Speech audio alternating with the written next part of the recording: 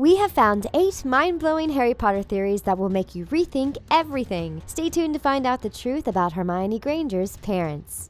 You've got dirt on your nose, by the way.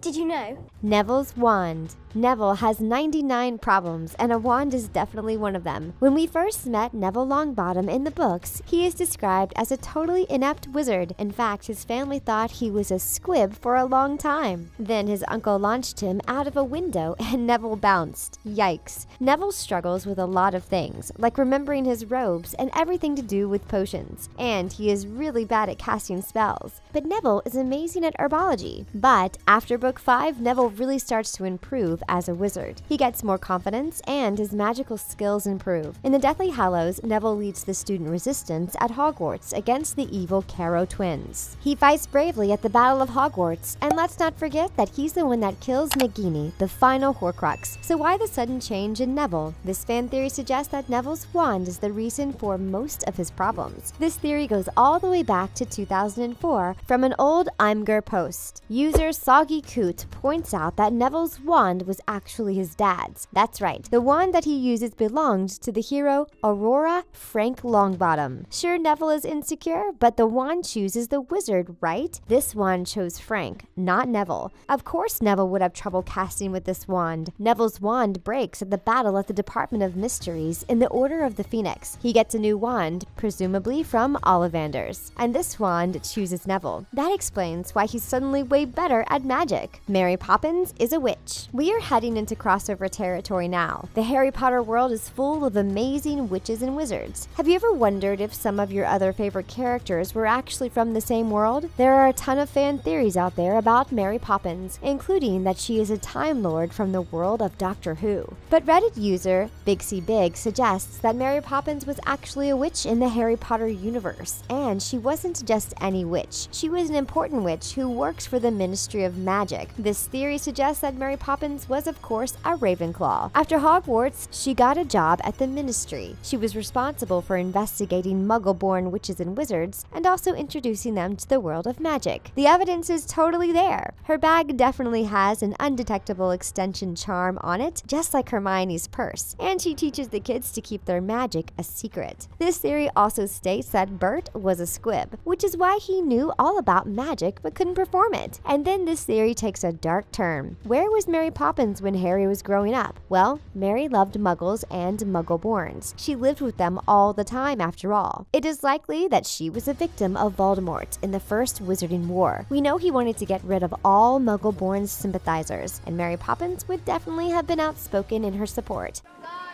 Stop.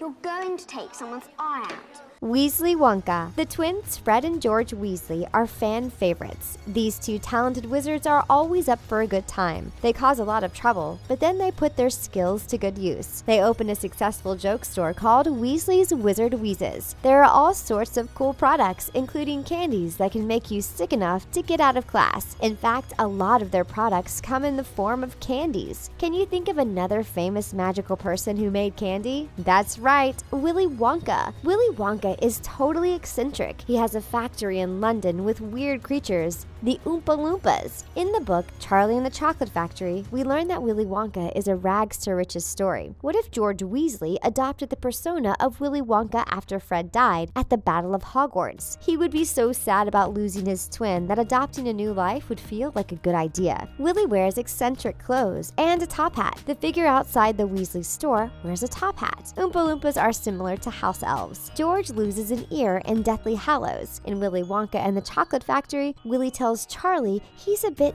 deaf in one ear. Willy also gives his store to a muggle named Charlie. George, like his father Arthur, loved muggles. Do you think Willy Wonka is actually George Weasley? We think there is some really compelling evidence in this theory. King Harry. Our final crossover theory requires a bit of knowledge about Arthurian legends. And this is one long detailed theory from Forum Motion. Basically, this theory suggests that Harry is actually King Arthur, rightful king of the Britons. A lot of this has to do with hints from J.K. Rowling that Gryffindor is a house of royalty. The Weasleys mostly have names of actual British kings. Also, in the Harry Potter world, Merlin is a very real person. Harry pulled the sword of Gryffindor from a hat. So did Neville, just like Arthur pulled a magic sword from a stone. In other Arthur stories, the sword lies on the bottom of the lake. Where is the sword of Gryffindor in the Deathly Hallows? That's right, it's on the bottom of a lake. Harry defeats a dragon, which makes him the Pendragon. That's another name for King Arthur. There is also the fact that holly is associated with kings. Harry's wand is made from holly. Also, there are a lot of important cups in Harry Potter. There is the House Cup, the Quidditch World Cup, the Goblet of Fire, and the Triwizard Cup.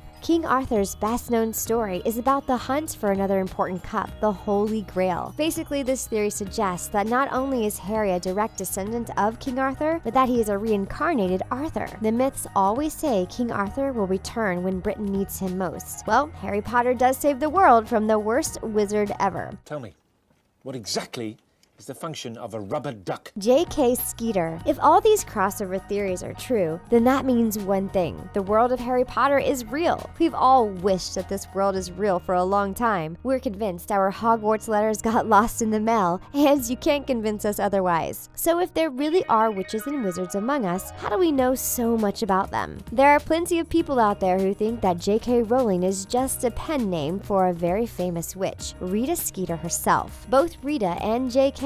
are blonde, and they both know a lot about this magical world. As an unregistered animagus, Rita would know all the tiny little details that we see in the books. It's generally accepted that after the Battle of Hogwarts, Rita Skeeter lost her credibility. Some theories suggest that she was even banished from the magical world. Well, how would a writer make money in a new world? They say writers should write what they know. Rita Skeeter, under the name J.K. Rowling, wrote about the boy who lived and marketed it as a fiction to muggles. Muggles don't believe it's real, so she's not in any real danger of violating the statute of secrecy. Now, we aren't saying that a muggle wouldn't be smart enough to create such a detailed magical world, but we would much prefer it if Hogwarts and all the other magical places were real. Rita Skeeter has been pretty skilled at writing fiction her whole career, even though she was supposed to be writing facts. Harry and the Dementors. Dementors are one of the creepiest creatures in the Harry Potter books. These dark, faceless creatures literally suck out all of the happiness in your soul. That's pretty much the worst fate ever. In the books, Harry is extra affected by the Dementors. He hears screaming and passes out. Dementors make everyone feel pretty miserable. But why is Harry so affected by their presence? He even passes out when he is way up on his broomstick and the Dementors are on the ground. Supposedly, it's because Harry relives the night his parents fell to Voldemort. But Harry isn't the only wizard to experience horrible tragedy. Why doesn't everyone who has seen awful things react as Harry does? Also, Harry was just over a year old when his parents were killed. There's been a theory going around for years about this. It's not that Harry has a terrible memory when the Dementors are around, it's because he is a Horcrux. The Dementors are drawn to Harry because they can sense that he has an extra soul inside of him. And the memory he relives is actually Voldemort's worst memory. So when the Dementors are around, there are two souls inside of Harry reacting to them. We wonder if Harry had an easier time around Dementors after the Horcrux inside him was defeated. What did he say, dear? Diagonally. I thought he did.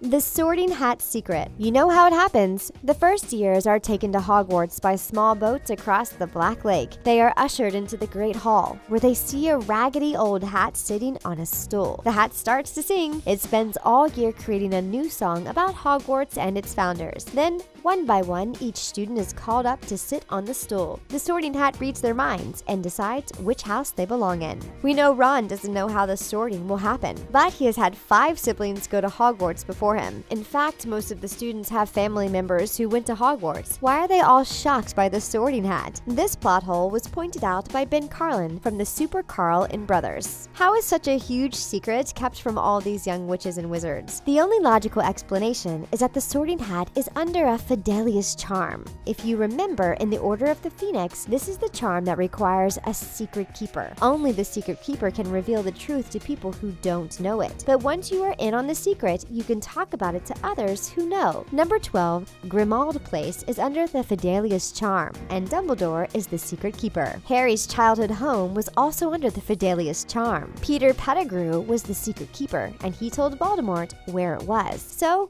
who is the hat's secret keeper? It's either either McGonagall, who leads the sorting ceremony, or it's the hat itself. What happened to the Grangers? One of the saddest moments in the Deathly Hallows is when we learn about Hermione's major sacrifice to save her parents. Hermione knows that Voldemort and the Death Eaters are going after Muggle-borns and their families. She obliviates her parents, removing all memories of their only daughter. She convinces them that they are other people who have always wanted to go to Australia. In the movie Deathly Hallows Part 1, we actually see Hermione cast the charm, but in the books, she just tells Harry what she has done. Tumblr user Stavers thinks that she actually performed the memory charm much sooner. In fact, they think she did it as early as their 4th year. Hermione knows that Voldemort is gaining power because she's friends with Harry. At the Quidditch World Cup, she sees exactly how Death Eaters treat Muggles. She would be really worried about her parents during this time. She is smart. She knows another war is coming. After her 4th year, she never goes home again. She always spends her summers at the Weasleys. Also, when she has Madame Pomfrey shrink her teeth back to a normal size, she doesn't even worry about what her dentist parents will say. Their buck-toothed child is magically not buck-toothed anymore. That's because her parents are long gone. As just a young teenager, Hermione sacrificed having loving parents to keep them alive. No wonder Hermione was sorted into Gryffindor instead of Ravenclaw. Do you know any epic Harry Potter theories? Let us know in the comments. We hope you don't have to make a trip to St. Mungo's Hospital for magical maladies after these mind-blowing theories. For more awesome videos, be sure to subscribe.